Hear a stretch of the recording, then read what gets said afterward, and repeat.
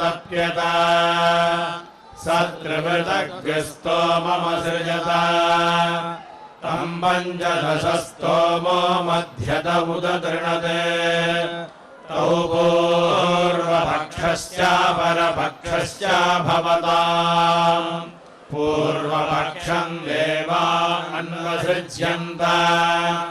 अपरपक्षमन्वसुराः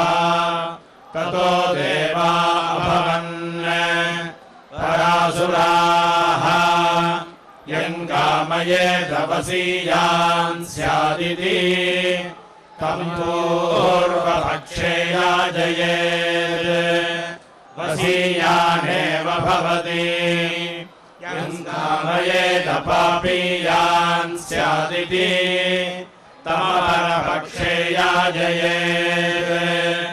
पापीयानेव भवति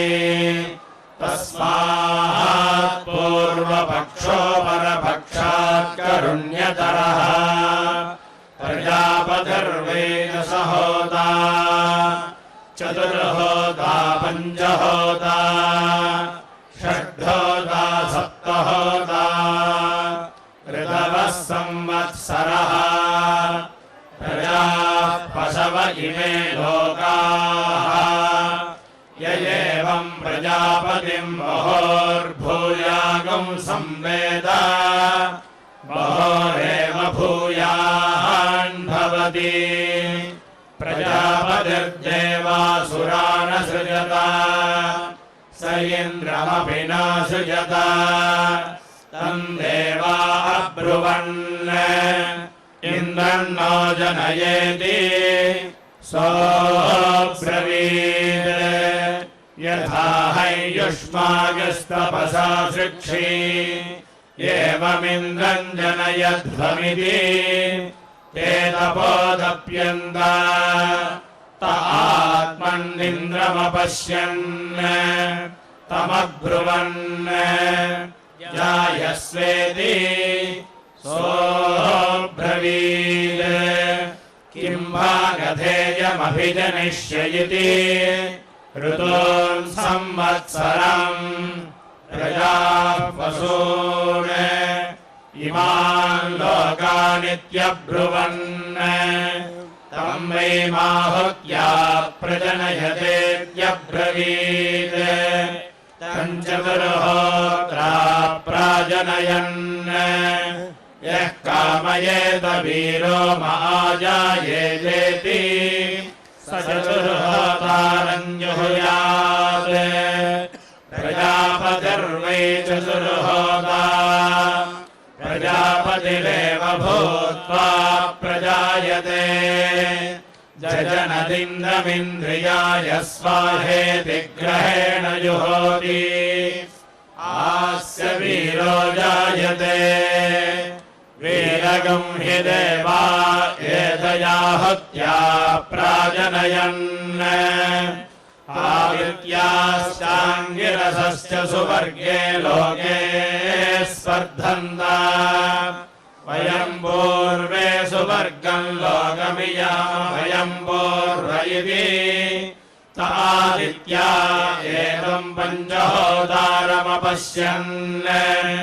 तम् पुरा प्रातरनुभागादाग्नीध्रेजुहमुः ततो वै ते पूर्वे सुवर्गम् लोकमायन् यः सुवर्गकामः स्यात्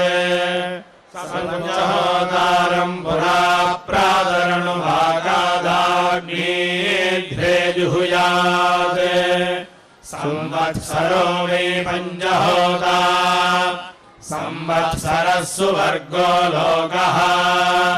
संवत्सर एवर्तुषु प्रतिष्ठाय सुवर्गम् लोकमेति ते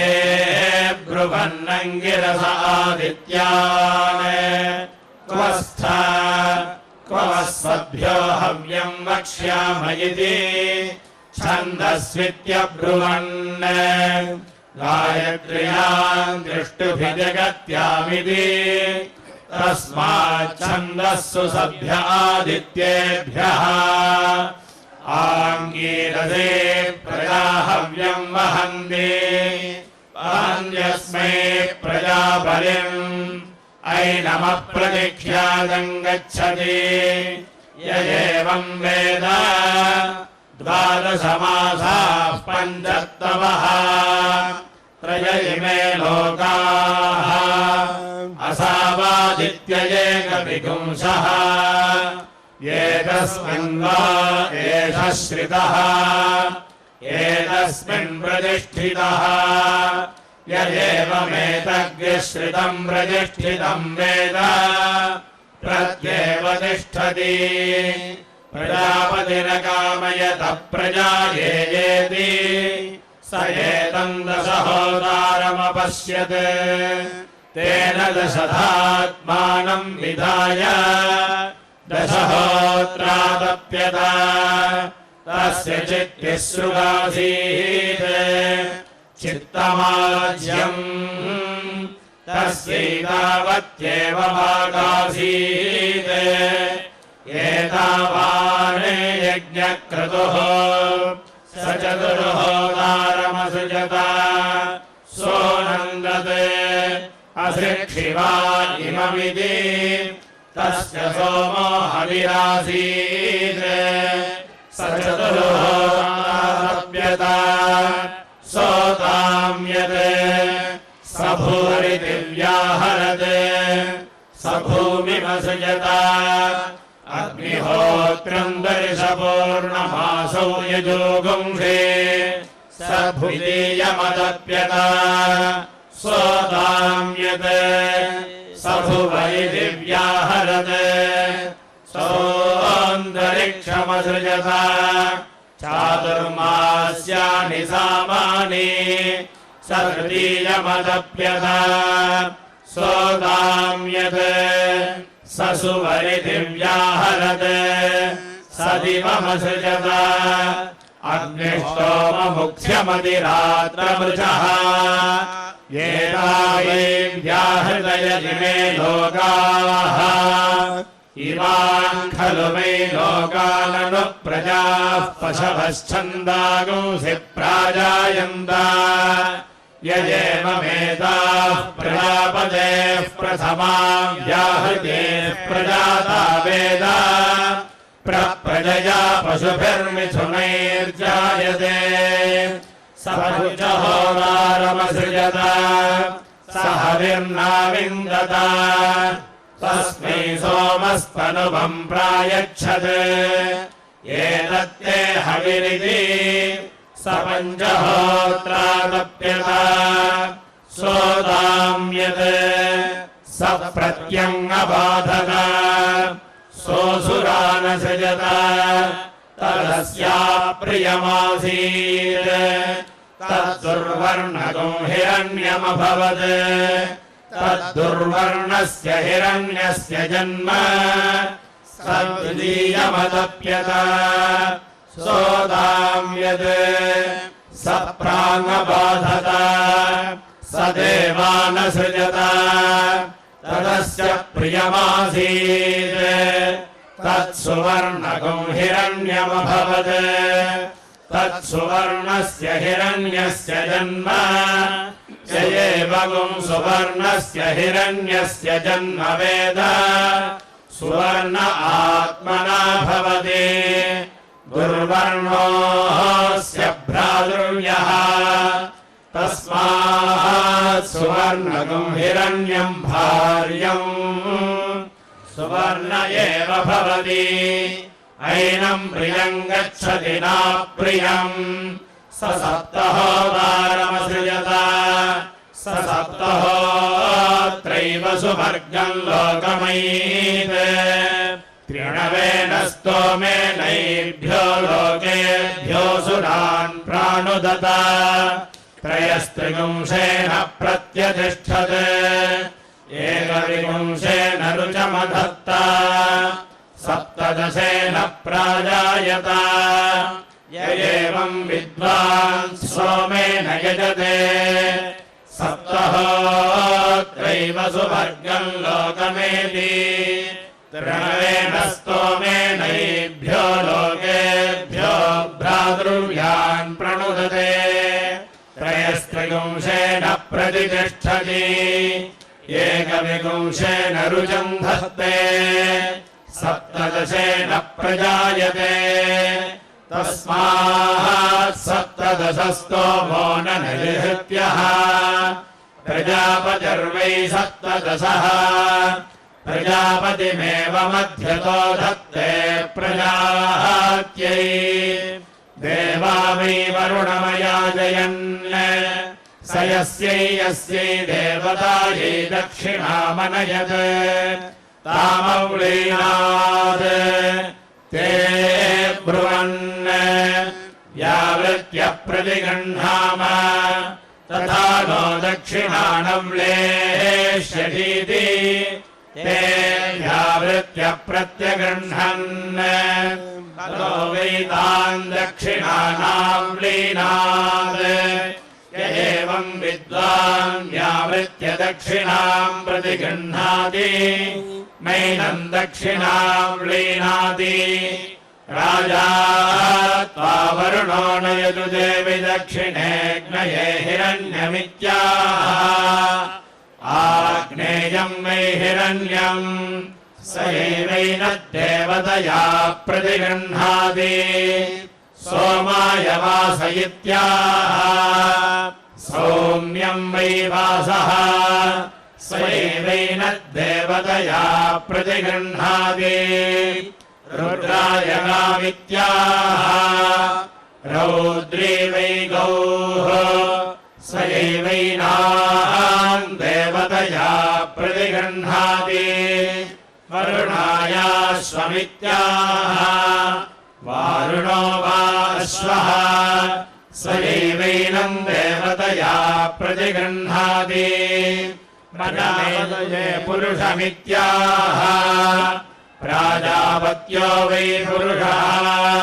स एवैनम् देवतया प्रतिगृह्णाति मनवे तल्पमित्याह मानवो वै तल्पः स एवैनम् देवतया प्रतिगृह्णाति उत्तानायाङ्गीरसायान इत्याह इयम् वा उत्तानाङ्गीरसः अनयैवेन प्रतिगृह्णाति वैश्वानर्यच्चारथम् प्रतिगृह्णाति वैश्वानरो वै देवतया रथः स एवैनम् देवतया प्रतिगृह्णाति तेनामृतत्वमस्यामित्याह अमृतमेवात्मम् धत्ते वयोधात्र इत्याह वय एवैनम् कृत्वा सुवर्गम् लोकम् गमयति मयो मह्यमस्तु प्रतिगृहीत्र इत्याह यद्वै शिवम् तन्मयः आत्मन एवैषा परीक्तिः कलिदम् कस्मादादित्याह प्रजापतिर्वैकः स प्रजापतये दधाति कामः कामायेत्याह कामेन हि ददाति कामेन प्रतिगृह्णाति कामो दाता कामः प्रतिगृहीतेत्याह कामो हि दाता कामः प्रतिगृहीता कामकम् समुद्रमाविशेत्याह समुद्र इव हि कामः नेव हि कामस्यान्तोऽस्ति न समुद्रस्य कामेन त्वा प्रतिगृह्णामीत्याह येन कामेन प्रतिगृह्णाति स एवैनममुष्मिन् लोके काम आगच्छति कामैदत्त एषा ते कामदक्षिणेत्याह काम एव तद्यजमानोऽमुष्मिन् लोके दक्षिणामिच्छति न प्रतिगृहीतरि एवम् विद्वान् दक्षिणाम् प्रतिगृह्णाति अनृणामेवैनाम् प्रतिगृह्णाति अन्तो वा एष यज्ञस्य यद्दशममः दशमेहन् सपराज्ञया ऋग्भिः स्तुवन्ति यज्ञस्यैवान्तम् गत्वा अन्नाद्यमवरुन्धते ऋषिभिः स्तुवन्ति त्रय इमे लोकाः येभ्येव लोकेभ्योऽन्नाद्यमवरुन्धये वृष्णिपतेर्भवन्ति अन्नम् वै वृष्णि अन्नमेवावरुन्धते मनसा प्रस्तौति मनसोऽध्यायति मनसा प्रतिहरति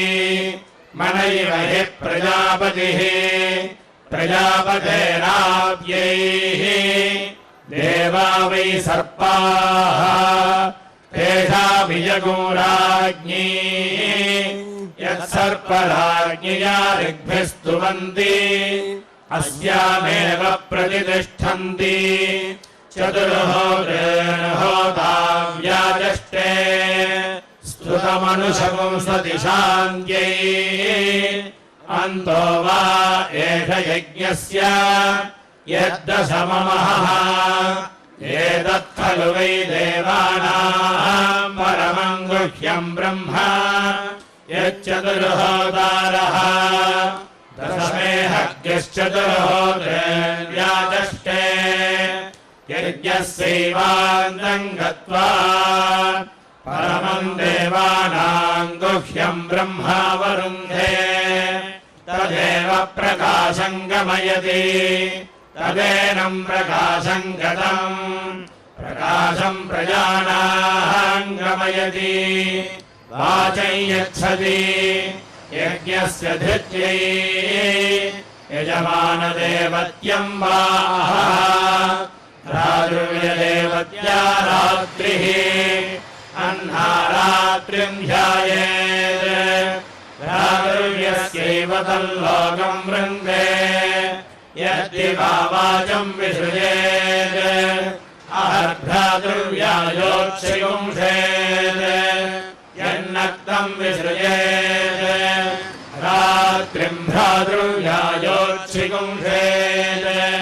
अधिवृक्षसूर्ये वाचम् विसृजति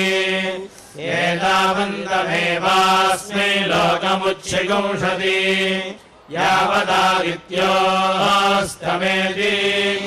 प्रजापतिः प्रजा असृजत ताः सृष्टाः समश्लिष्यन् तारूपेणानुप्राविशत् तस्मादाहुः रूपम् वै प्रजापतिरिति तानाम्नानुप्राविशत् तस्मादाहुः नाम वै प्रजापतिरिति तस्मादप्यामित्रौ सङ्गत्य नाम्ना चेद्भजेते मित्रमेव भवतः प्रजापतिर्देवासुरानसृजत स इन्द्रमपि नासृजत तम् देवा अब्रुवन् इन्द्रन्नो जनयेति स आत्मन्निन्द्रमपश्यत् तमसृजत तम् दृष्टद्वीर्यम् भूत्वानुप्राविशत् तस्य वज्रः पञ्चदशो हस्त आपद्यत तेनोदय्यासुरानभ्यभवत् य एवम् वेद अभिभ्रातृव्यान् भवति ते देवा असुरैर्विजित्य सुवर्गम् लोकमायन् ते मुष्मिल्लोके व्यक्षुध्यन् ते ब्रुवन्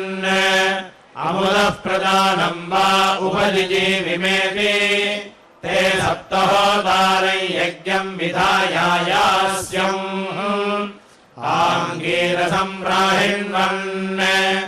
एतेनामुत्र कल्पयेति तस्य वा इयम् वृत्तिः यदिदम् किञ्च य एवम् वेद कल्पते स्मै स वा अयम् मनुष्येषु यज्ञः सप्तहोता अमुत्र सद्भ्यो देवेभ्यो हव्यम् वहति य एवं वेद उपैनैयज्ञो नमति सोमन्यत अभिवागिनेस्मान् लोकादमुन् लोकम् गमिष्यन्त इति स वाचस्पते हृदि दिव्याहरत् तस्मात् पुत्रो हृदयम् तस्मादस्मान् लोकादमुन् लोकम् नाभिकामयन्ते पुत्रो हि हृदयम् देवा वै चतुर्होतृभिर्यज्ञमदन्वत ते विपाप्मना भ्रातृव्येनाजयन्त अभिसुवर्गम् लोकमजयन् य एवम् विद्वाविश्चतुर्होतृभिर्यज्ञम् तनुते विपाप्मना भ्रातृव्येन जयते अभिसुवर्गम् लोकम् जयति षड्होता प्रायणीयमासादयति अमुष्मै वै लोकाय षड्होता ग्रन्थि खलु वा एतत् सोमम् यदपि शृण्वन्ति ऋजुधैवैनममुन् लोकम् गमयति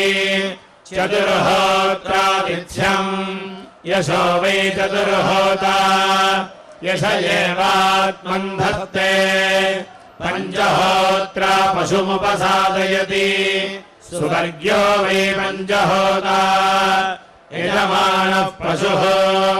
यजमानमेव सुवर्गम् लोकम् गमयति ग्रहान् गृहीत्वा सप्तहोतारम् जुहोति इन्द्रियम् वै सप्तहोता इन्द्रियमेवात्मन् धत्ते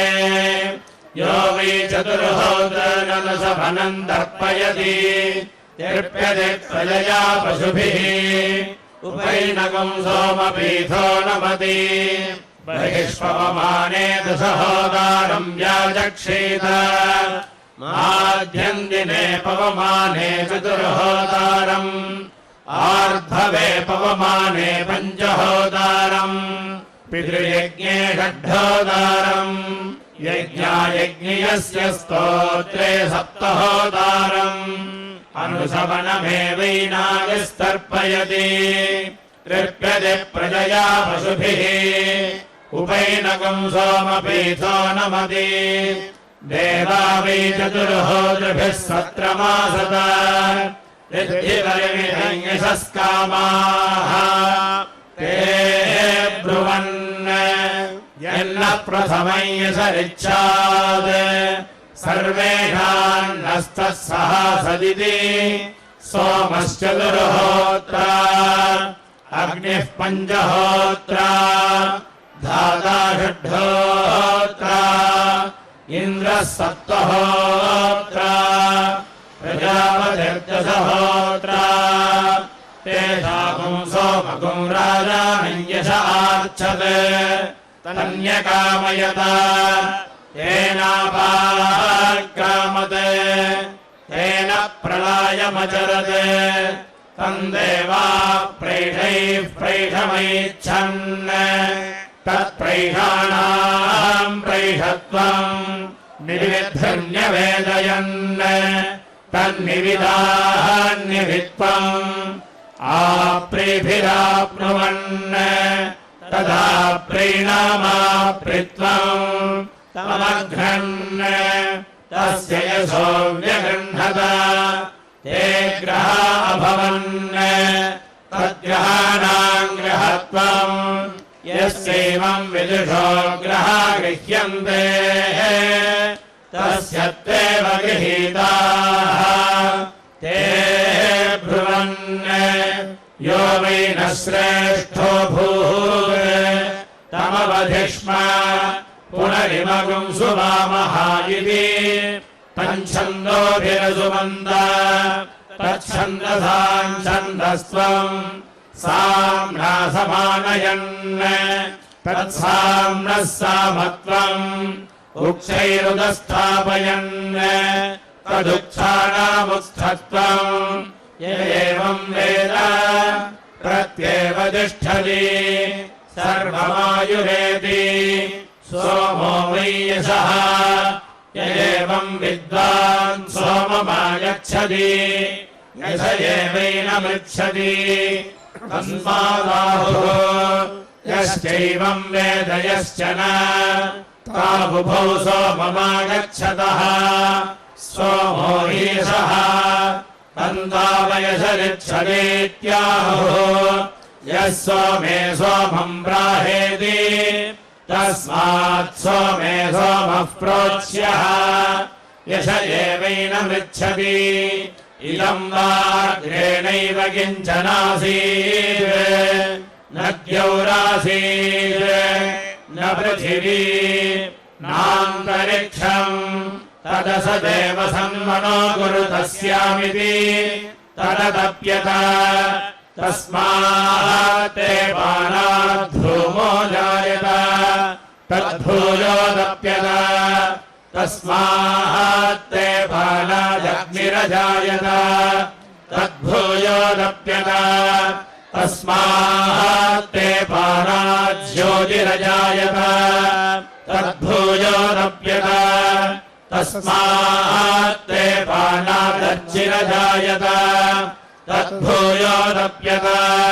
तस्मात् ते पानान्मरीचयो जायन्त तद्भूयोदप्यत तस्मात् ते पानादुदारा अजायन्त तद्भूयोदप्यत तदभ्रमिव समहन्यत तद्भस्तिमभिनद स समुद्रोऽभवत् तस्मात् समुद्रस्य न पिबन्ति प्रजननमिव हि मन्यन्ते तस्मात् पशोर्जायमानादापः पुरस्ताद्यन्ति तद्दशहोदान्वसृज्यत प्रजापतिर्वैदशहोदा य एवं तपसो वीर्यं विद्वागस्तप्यते भवत्येव तद्वा इदमापः सलिलमासीत् सोऽरोगेत् प्रजापतिः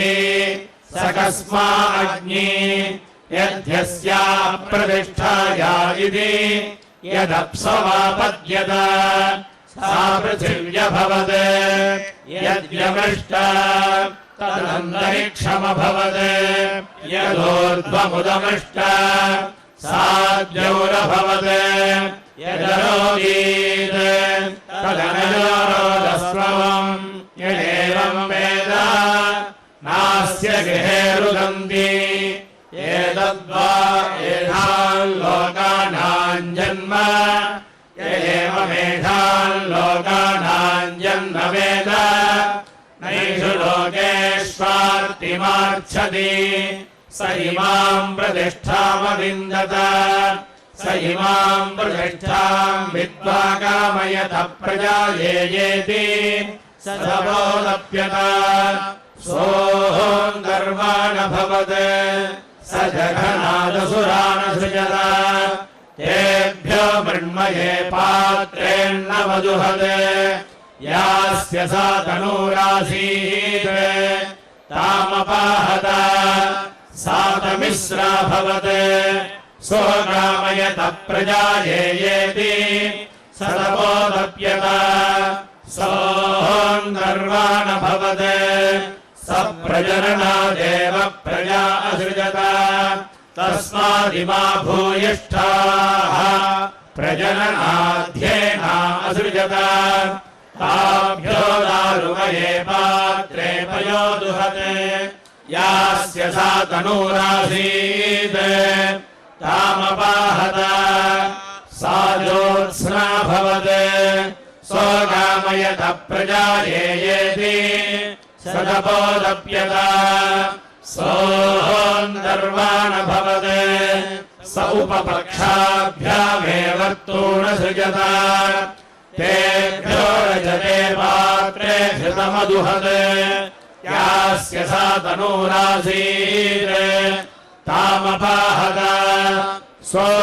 सोऽहोरात्रयोः सन्धिरभवत् सोऽकामयत प्रजायेति स तपोदप्यत सोऽहं गर्वाणभवत् समुखाः देवानसृजत तेभ्यो हरिते पात्रे सोममदुहते यास्य सा तनूरासीत् तामपाहत तदहर भवते ये देवे प्रजापतेर्दोहाः य एवं वेद दुह एव प्रजाः दिवा वैनो भूदिति तद्देवानां देवत्वम् य एवं देवानां देवत्वं वेद देवानेव भवति एतद्वा अहोरात्राणां जन्म य एवमहोरात्राणां जन्म वेद नाहोरात्रेष्वार्तिमाच्छति असतोऽधिमनोऽसृज्यत मनः प्रजापतिमसृजत प्रजापतिः प्रजा असृजत तद्वादिदम् मनस्येव परमम् प्रतिष्ठितम् यदिदम् किञ्च तदेतच्छोभस्य सन्नाम ब्रह्म व्युच्छन्ति व्युच्छन्त्यस्मै वस्य सीवस्य सीव्युच्छति प्रजायते प्रजया पशुभिः प्रपरमेष्ठिनो मात्रमाप्नोति य एवं वेद प्रजापतिरिन्द्रमसृजतानुजावरम् देवानाम् तम् प्राहिणोत् परेहि येषाम् देवानामधिपतिरेधीति तम् देवा ब्रुवन् कस्त्वमसि वयम् वै त्वच्छ्रेयागुंसस्म इति सोऽब्रवीत् कस्त्वमसि वयम् वै त्वच्छ्रेयागुंसस्म इति मा देवा अवोचन्निति अथवा इदन्तरिः प्रजापतौ हर आसीत् यदस्मिन्नादित्ये तदेनमब्रवीत् एतन्मे प्रयच्छ अथाहमेतेषाम् देवानामधिपतिर्भविष्यामीति कोऽहग्स्यामित्यब्रवीत् एतत्प्रदायेति एतत्स्यामित्यब्रवीत् यदेतद्ब्रवीषीति को ह वै नाम प्रजापतिः य एवम् वेद विदुरेण नाम्ना तदस्मै रुक्मम् कृत्वा प्रत्यमुञ्चत् ततो वा इन्द्रो देवानामधिपतिरभवत् य एवम् वेद अधिपतिरेव समानानाम् भवति सोमन्यत किम् किम् वा अकरमिति स चन्द्रम् आहरेति प्रालपत् तश्चन्द्रमसश्चन्द्रमस्तम् य एवम् वेद चन्द्रवानेव भवति तम् देवा अब्रुवन् सूर्यो मर्या यथा गोपायत इति तत्सूर्यस्य सूर्यत्वम् य एवम् वेद नैनम् दभ्नोति कश्चनास्मिन् वा इदमिन्द्रियम् प्रत्यस्थादिति तदिन्द्रस्येन्द्रत्वम् य एवम् वेद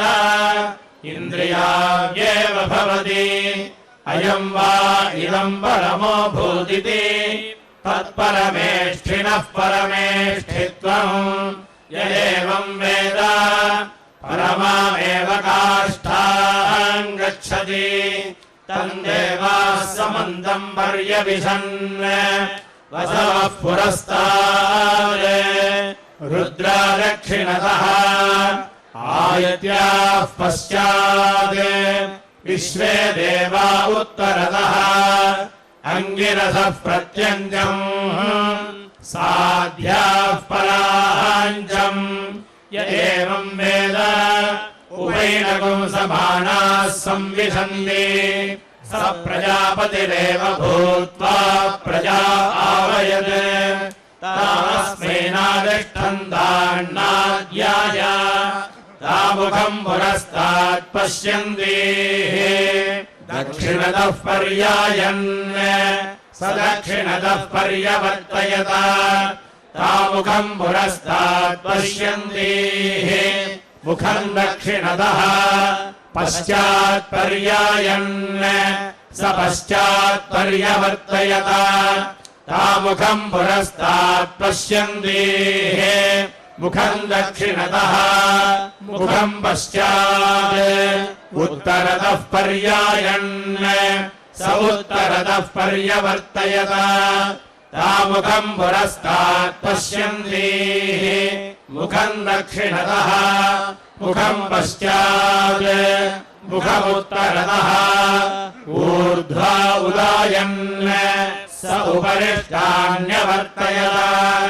ताः सर्वतो मुखो भूत्वा वयत् ततो वै तस्मै प्रजा अधिष्ठन्तान्नाद्याय य एवम् विद्वान् परिचवर्तयते निच प्रजापतिरेव भूत्वा प्रजा अस्ति तिष्ठन्ते स्मै प्रजा अन्नाद्याय अन्नाद एव भवति प्रजापतिरकामयत बहोर्भूयान् स्यामिति स एतम् दशहोदारमपश्यत् तम् प्रायुङ्क्त तस्य प्रयुक्तिबहोर्भूयानभवत् यः कामयेत बहोर्भूयान्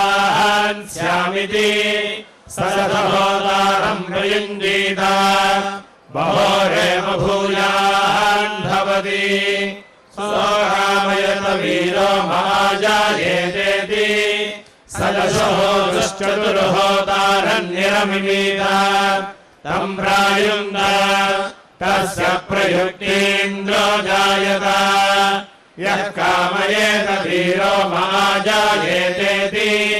स चतुर्होदारम् प्रयुञ्जीत आस्य वीरो जायते सोऽकामयत पशुमान् स्यामिति स चतुर्होदुः पञ्चहोदारन्निरमिमीत तम् प्रायुङ्क्त तस्य प्रयुक्तिपशुमानभवत् यः कामयेत पशुमान् स्यामिति स पञ्चहोदारम् प्रयुञ्जीत पशुमानेव भवति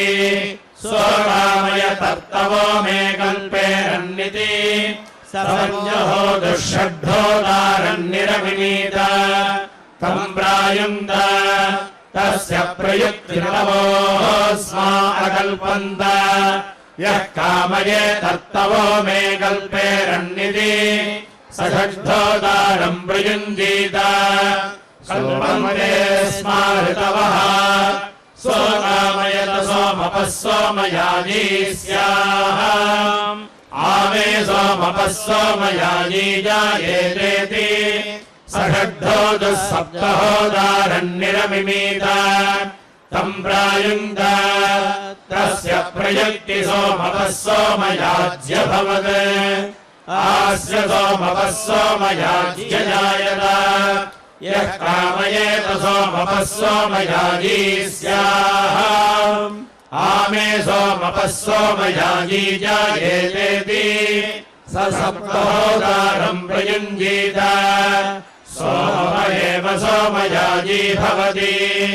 आस्य सोमपः सोमयाजी जायते स वा एष पशुः पञ्चधा प्रतितिष्ठति पद्भिर्मुखेन ते देवाः पशून् वित्त्वा सुवर्गम् लोकमायन् ते मुष्मिल्लोके व्यक्षुध्यन् ते ब्रुवन् अमुदः प्रदानम् वा उपजिजीविमेति ते सप्तहोदारम् यज्ञम् विधायायास्यम् आङ्गीरसम् ब्राह्मन् एतेनामुत्र कल्पयेति तस्य वा इयम् वृत्तिः यदिदम् किञ्च य एवम् वेद कल्पतेऽस्मै स वा अयम् मनुष्येषु यज्ञः सप्तहोदा अमुत्रसभ्यो देवेभ्यो हव्यम् वहति य एवम् वेद उपैनम् यज्ञानमदि यो वै चतुर्होरान् निदानम् वेद निदानवान् भवति अग्निहोत्रम् वेदसहोदुर्निदानम् दर्शपूर्णमासौ चतुर्होतुः चातुर्मास्यानि पञ्चहोतुः पशुबन्धः षड्होतुः